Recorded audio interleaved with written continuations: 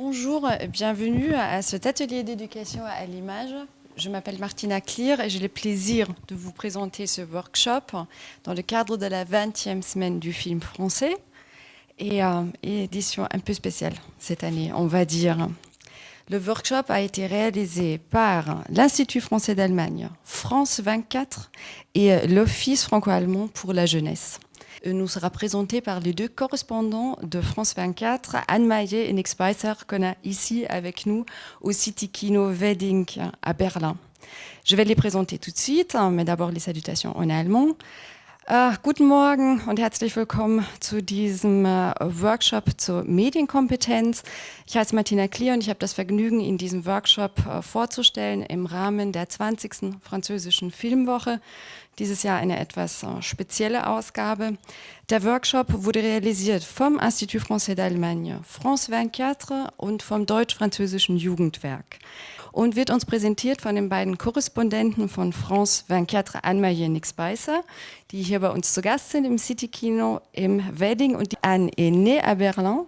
Elle a étudié à Berlin et à Strasbourg, lettres et sociologie. Et depuis 2006, elle travaille comme freelance pour plusieurs chaînes, dont France 24 donc. Puis on a Nick Spicer qui a été né au Canada, qui a étudié sciences politiques et relations internationales à Paris, où il a travaillé pendant 13 ans comme correspondant radio pour le Canada et les États-Unis, pour lesquels il avait à l'époque couvert la guerre en Irak. Après, il a été pendant 3 ans à Moscou et après encore à Washington pour Al Jazeera. Et pour Al Jazeera, il a déménagé à Berlin en 2010 et depuis, il a écrit aussi un roman. Il travaille aujourd'hui pour France 24 und la Deutsche Welle. Anne Maillet ist in Berlin geboren und hat in Berlin und Straßburg studiert und er hat zwar Literaturwissenschaften und Soziologie und arbeitet seit 2006 freiberuflich für mehrere Sender, unter anderem eben France 24. Nick Spicer ist in Kanada geboren, er hat dort Politikwissenschaften und internationale Beziehungen studiert. Nein, Entschuldigung, es hat er in Paris studiert, sorry, wo er dann auch für 13 Jahre gearbeitet hat, und zwar als Radiokorrespondent für Kanada und die USA, für die er damals auch dem Krieg im Irak korrespondiert hat. Er war danach 3 Jahre in Moskau und danach in Washington für Al Jazeera. Und Al Jazeera hat ihn auch nach Berlin gebracht, und zwar 2010.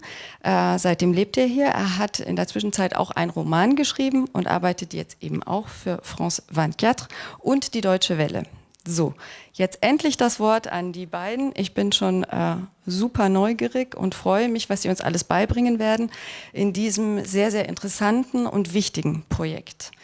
Maintenant, finalement, la parole à Anne et Nick. Je suis personnellement super contente et curieuse de ce qu'ils vont nous apprendre parce que je trouve que c'est un projet super intéressant et super important. Merci. Merci. Danke. Merci beaucoup, Martina.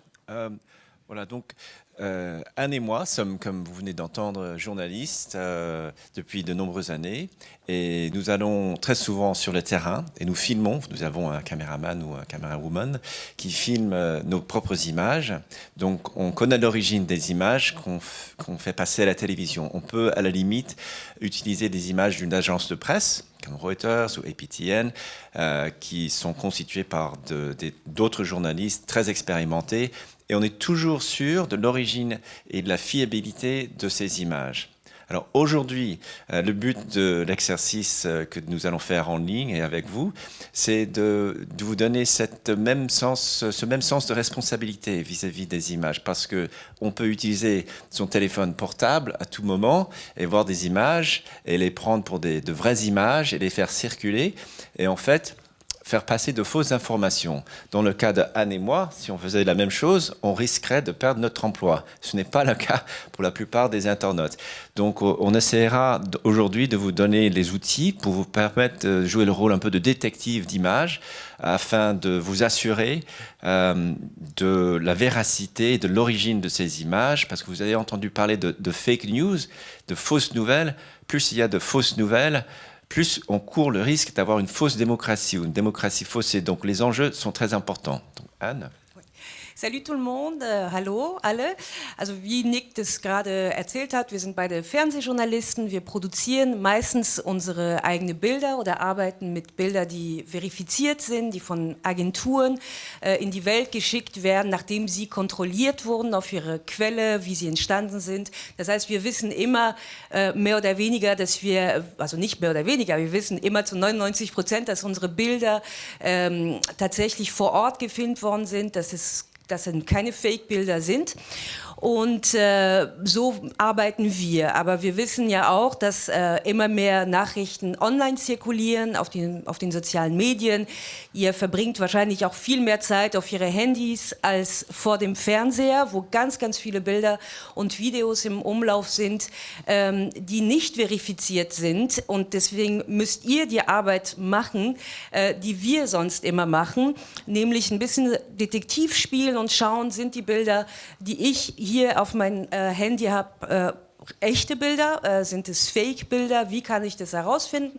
Und das Ziel der Übung, die wir heute und in den nächsten Tagen machen werden, ist euch ein paar Werkzeuge zu geben, damit ihr eben diese Arbeit machen könnt und nicht und immer wissen könnt oder kontrollieren könnt, wo kommen die Bilder her, was mache ich damit, kann ich sie weiterleiten oder nicht, sind es Fake-Bilder, Fake News, wie kann ich das herausfinden? Und das ist das Ziel heute der erste Übung, wo wir gleich loslegen. Nick, bitte schön, in Französisch zuerst. Je reprends auf Französisch.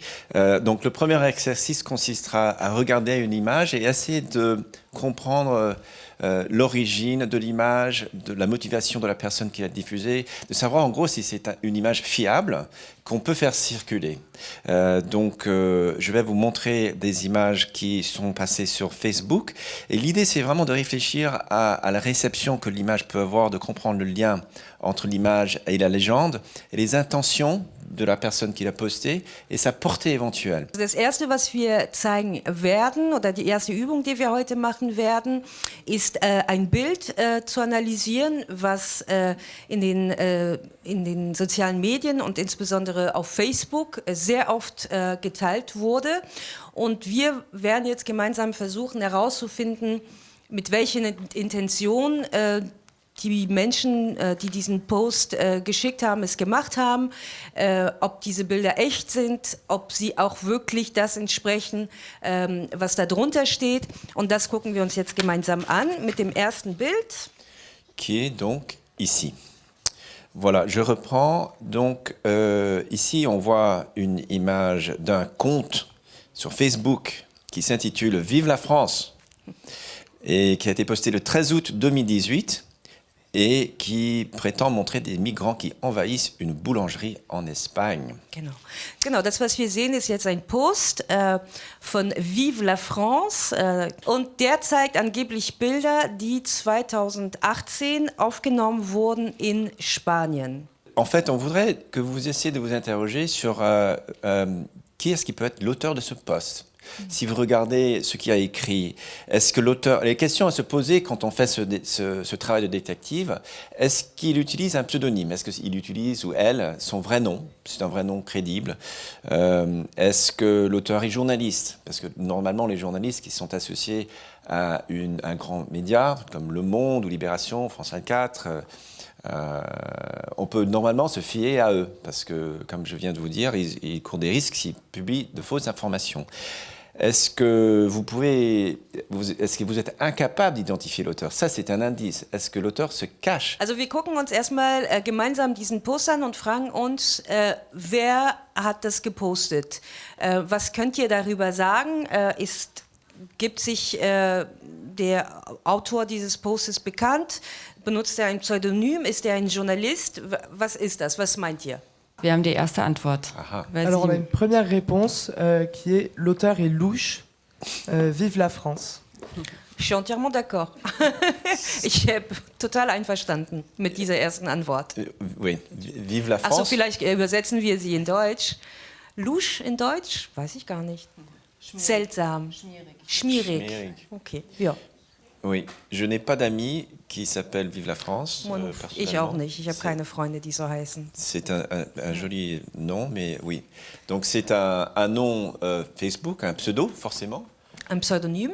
Un pseudonyme, oui, qui forcément nous pousse à nous interroger sur voilà, la motivation de la personne. Je vais peut-être passer à la question suivante. Est-ce qu'il y a des indices qui te renseignent sur l'origine de cette image et comment cette scène a été filmée? Yeah. Et là, il y a plusieurs possibilités. J'ai l'impression que ça a été filmé d'en haut. Donc, est-ce que c'est un journaliste qui l'a fait ou éventuellement une caméra de Videosurveillance? Genau, also was wir uns als nächstes anschauen können, ist, wie wurde dieses Bild, was ja ein Screenshot ist von einem Video, wie ist dieses Bild entstanden? Was meint ihr dazu? Also denkt ihr, dass es von einem Journalist vielleicht aufgenommen wurde oder von einer Videoüberwachung vielleicht, von einem Handy? Guckt euch das Bild an, guckt euch auch wo die Kamera fixiert ist, aus und in welche Richtung sie filmt, und dann habt ihr bestimmt schon eine Ahnung, was es sein könnte. Aber da warten wir auch auf eure Antworten, um weiterzumachen. Oui. On a déjà une première réponse. Il semblerait que ce soit issu d'une caméra de surveillance et impossible de savoir où se passe exactement la scène. Absolut richtig. Je suis d'accord. Erste Antwort, ja, es scheint von einer Videoüberwachungskamera aufgenommen zu sein und es ist absolut nicht möglich, dass man herausfindet, wo genau das Ganze aufgenommen ist. Oui. Voilà, vous venez de répondre un peu à la question suivante, Absolument. qui est, d'après la légende, dans quel pays se déroule la scène et quels sont les pays présents à l'image. On ne peut pas savoir. Non. Il y a une légende, mais je ne vois pas de drapeau qui indique, ou des enseignes dans une langue quelconque, qui indique que ce serait éventuellement un petit restaurant, un petit boui-boui français, espagnol, italien, anglais. On n'a aucun indice.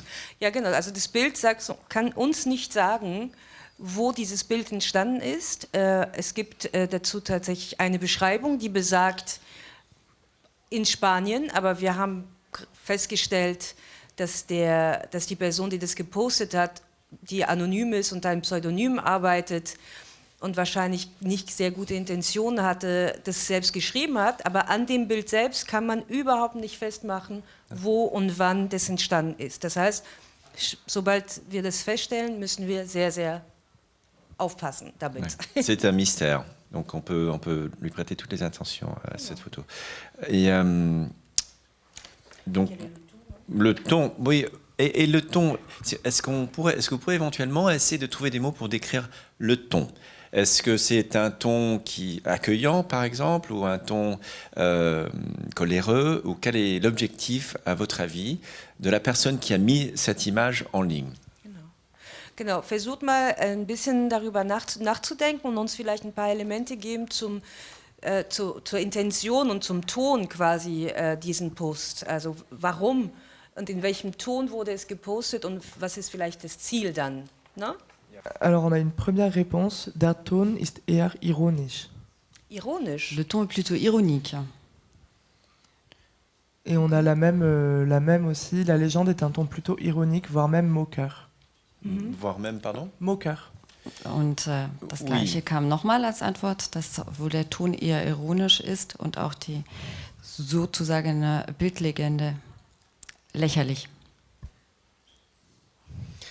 Oui, je pense que tout dépend de ce qu'on entend par ironique, mais oui, ce ne sont pas les images que j'ai vues moi de migrants en Espagne habituellement, d'envahir un Restaurant. Also ich finde auch, dass man sagen kann tatsächlich, dass der Ton der Legende ironisch gemeint ist, weil die Person, die das gepostet hat, aus einer ganz bestimmten Ecke kommt und es nicht so ironisch meint, ja, dass die Migranten keine Chancen sind für Europa, meint er, weil er aus einer bestimmten Ecke spricht. Und da würde ich gerne fragen, aus welcher Ecke spricht er? Wo kommt er?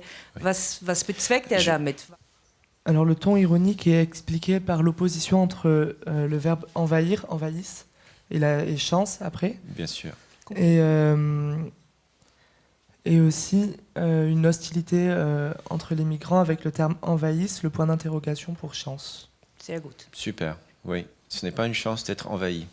Dans quelques pays que l'on soit, dans quelques Restaurants. Eine Antwort erklärt eben nochmal, was Sie mit ironisch meinten, und zwar nämlich diese Gegenüberstellung von Überfallen und welch Glück für Frankreich. Und es ist natürlich ein eher feindlicher Ton gegenüber den Migranten hier angewendet worden. Genau, richtig erkannt. Jetzt schauen wir uns das zweite Bild C'est an, oder? une super bonne réponse, et je me permettrai juste de dire que quand on est un vrai journaliste, on ne se permet pas de faire de l'ironie. On n'a pas ce luxe dans la vie personnelle peut-être, mais pas dans notre travail. Genau. Ja, ein Journalist würde sich diese Art von Ton nie erlauben, würde nie eine angebliche Information weiterverbreiten, indem so einen Ton benutzt. Voilà. Donc on va passer à une Und deuxième auch nie unter Pseudonym, Entschuldigung, natürlich. On va passer donc à une deuxième image, un deuxième mystère, pour vous permettre d'analyser. Et en fait, la deuxième image, c'est la même image, mais postée par une personne différente, sur un compte différent, et qui était posté par le compte Cosme Pino Munar. J'espère que mon accent espagnol fera l'affaire. Et puis, posté encore une fois sur Facebook, le 12 août 2018, donc un jour avant, je pense, à peu près à la même époque, qui s'intitule « Des réfugiés récemment arrivés prennent d'assaut et volent dans des magasins en Espagne ». Pas d'ironie, mais quand même un titre choc.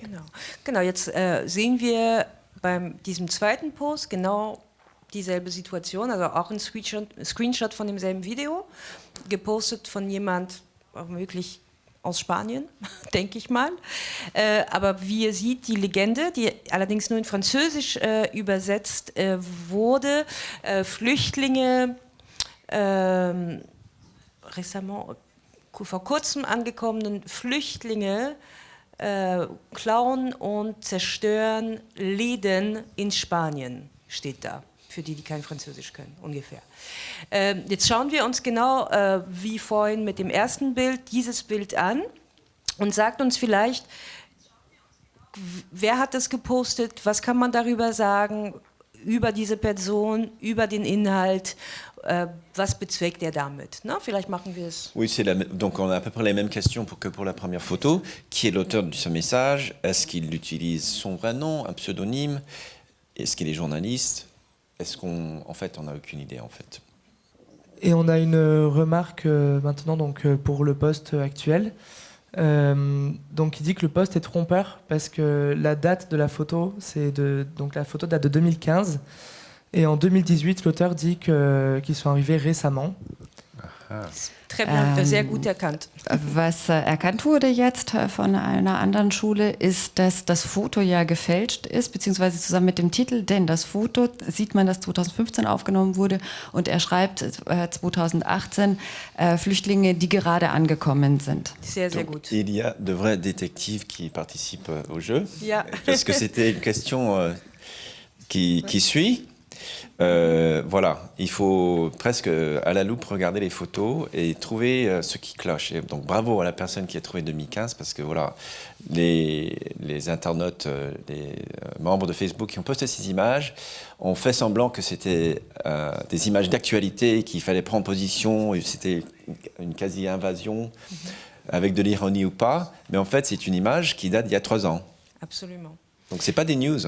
No, nee, das sind keine Nachrichten. Das sind tatsächlich Bilder, die 2018 gepostet wurden, die aber 2015 aufgenommen wurden. Man kann anhand dieser Screenshots oder des Videos, was ihr gleich sehen wird, nicht viel sagen über die Herkunft, wo es aufgenommen wurde, von wem es aufgenommen wurde. Aber jetzt können wir uns das kleine Video von France 24 anschauen, der ein bisschen das alles nochmal zusammenfasst. Und dann werdet ihr auch sehen, wie man genau recherchieren kann, wie so ein Bild entstehen kann und wie man auch die Quelle wieder finden kann. Oui. Pardon? Oui, on va donc passer à une vidéo de France 24 qui nous éclairera davantage sur ces 2 photos. La plupart des images manipulées qui circulent sur Internet ont simplement une fausse légende. Regardez cette vidéo. Des réfugiés récemment arrivés prennent d'assaut, détruisent et volent dans des magasins en Espagne. Ces images ont circulé en Espagne, mais aussi en France. Ces internautes affirment que des migrants ont pris d'assaut, détruit et pillé un magasin en Espagne. Vérifier une vidéo, c'est un peu comme être un détective sur Internet. Alors, menons l'enquête. D'abord, l'auteur de la publication. C'est un compte anonyme qui affiche clairement la couleur. On retrouve beaucoup de publications hostiles aux migrants sur sa page Facebook. Il faut donc être prudent. Ensuite, observez bien.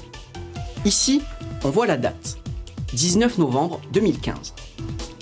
Et regardez, si on tape cette date sur Google avec le mot « looting », qui veut dire « pillage » en anglais, on retrouve la même vidéo publiée en 2015. En réalité, cette scène n'a pas eu lieu en Espagne, mais en Afrique du Sud. Il s'agissait d'étudiants qui avaient pillé la cafétéria d'une université en marge de manifestations. Et donc voilà l'analyse des journalistes de France 24 de cette vidéo, et c'est la démarche que nous avons, Anne et moi, aurait si quelqu'un, et ça peut se passer hein, sur le terrain où quelqu'un vous donne une clé USB et dit voilà j'ai des images super de voilà, et il faut les vérifier, et il faut avoir cette démarche, et vous devriez peut-être l'avoir aussi. Genau, also was das Video gut zeigt, ist, wie man ein Video kontrollieren kann mit einfachen Mitteln. Jeder hat Google auf sein Telefon. Uns passiert es auch manchmal, dass Leute uns Videoaufnahmen geben und sagen, guck mal, was ich hier habe, zeig's doch mal im Fernsehen, wir müssen es auch kontrollieren. Ihr müsst es auch mit den Bildern, die ihr auf dem Handy bekommt. Oui. Und das kann man wirklich leicht machen, wie man gesehen hat. Und das ist insbesondere wichtig, weil wenn man sich anguckt, wie oft dieses Post geteilt wurde. Des Millions. Es sind Millionen und Millionen von Menschen, die sich das angeguckt haben und sich vielleicht nicht die Zeit genommen haben, anzugucken, woher das kam und ob es echt war. Absolument. Und das ist sehr wichtig. Et donc, les gens qui le font circuler, la regardent et le font recirculer. Et je pense qu'on peut être quasi certain que la plupart de ces personnes ne font pas l'analyse que vous venez de voir et que vous pouvez faire vous-même. Mais j'ai des questions, Anne, à poser au public et qui consistent à savoir quel impact est-ce que vous pensez que ces vidéos pourraient avoir sur l'opinion publique, sur les internautes par exemple? Genau, die Übung abzuschließen, ein paar Fragen noch. Was denkt ihr, was so ein Post auswirken kann auf die Menschen, die sich das angucken? Teilt uns eure Meinung mit. Oui. Et éventuellement, quel impact est-ce que le partage de cette vidéo sur les médias sociaux peut avoir sur la démocratie? Vous savez, on a des élections et il y a des partis qui sont contre les migrants, d'autres qui sont pour. Est-ce que ça peut façonner le débat démocratique? Und glaubt ihr, dass solche Videos und solche Posts vor allem einen großen Einfluss haben kann auf demokratische Prozesse, zum Beispiel wenn man wählt, bei der Bundestagswahl, bei der Wahl vom Präsidenten in Frankreich? Glaubt ihr, dass solche Posts Teil der Diskussion ist und somit auch die Diskussion gefährdet oder die demokratische Debatte gefährdet? Und vielleicht noch abschließend, würdet ihr das teilen, wenn ihr sowas seht, ohne zu kontrollieren, wer das gepostet hat? Oui. Bien. Alors on a une première réponse qui nous dit que ça peut propager de la haine et une mauvaise influence. Die erste Antwort ist, dass das natürlich dazu beiträgt, dass Hass gesät wird. Et on a ensuite une autre réponse qui nous dit que ça peut développer des préjugés dont les partis politiques peuvent se servir et donner une image négative sur une communauté.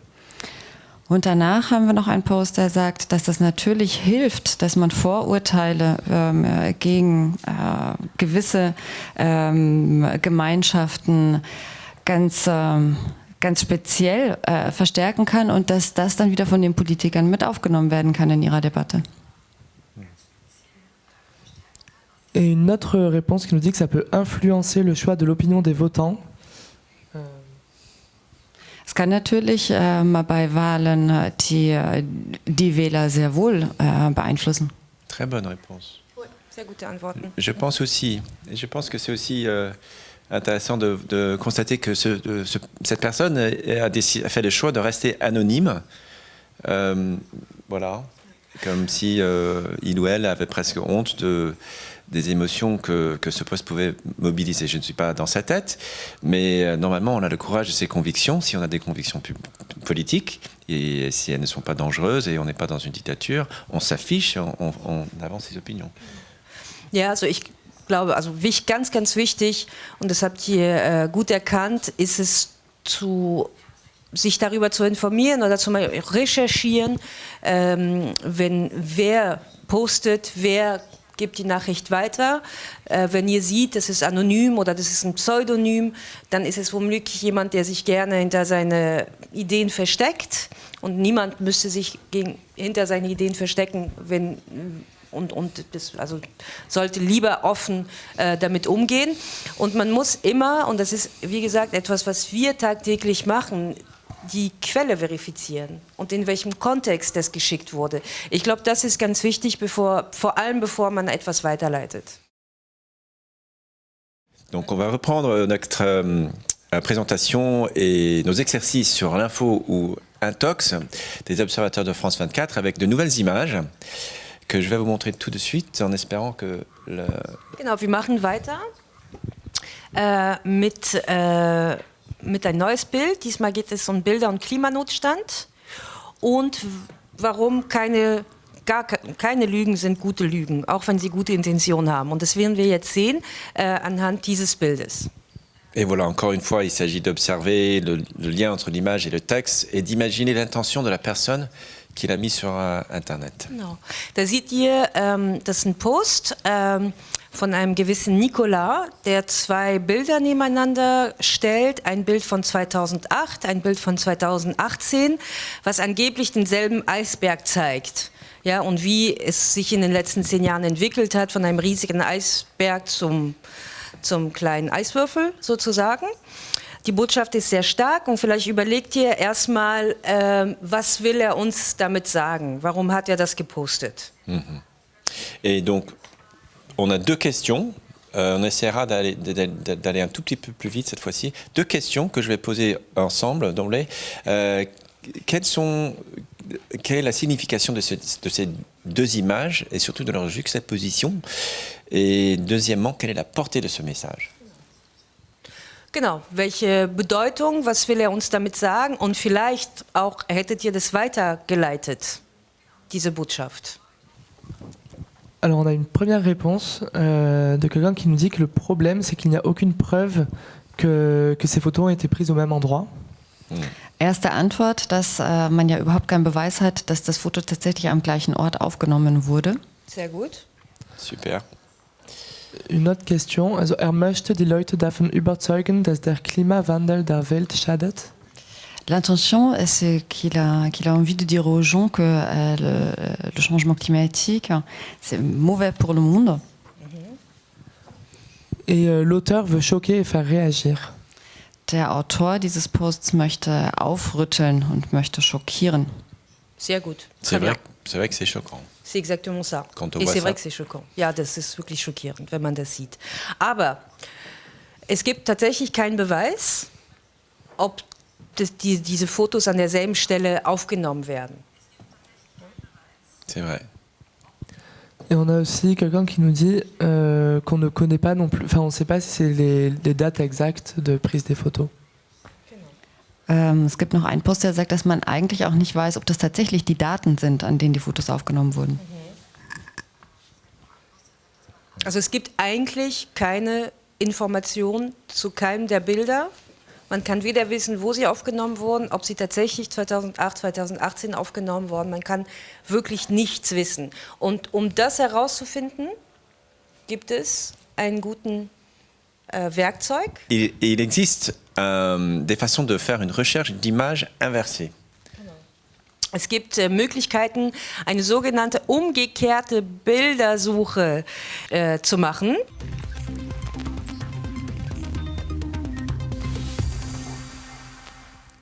Parfois, les internautes qui créent et partagent des intox ne sont pas mal intentionnés.